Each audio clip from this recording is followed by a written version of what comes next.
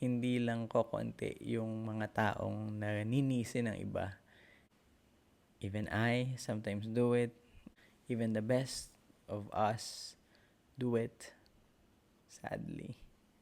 But admittedly, we are guilty of it. Minsan ang reaction pa natin, lalo na pagka yung hindi tayo masyadong close dun sa mga taong nakapaligid sa atin, the higher that the person is, mas superior, mas mataas sa posisyon, mas masaya tayo pag nag-fail sila. Parang, sinabi ko na ganyan siya. Tapos parang may joy tayo pagka nakikita natin na yun nga, the higher they are, the harder they fall.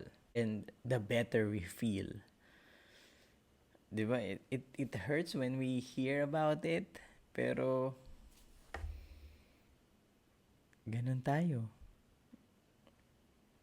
Masakit pakinggan, pero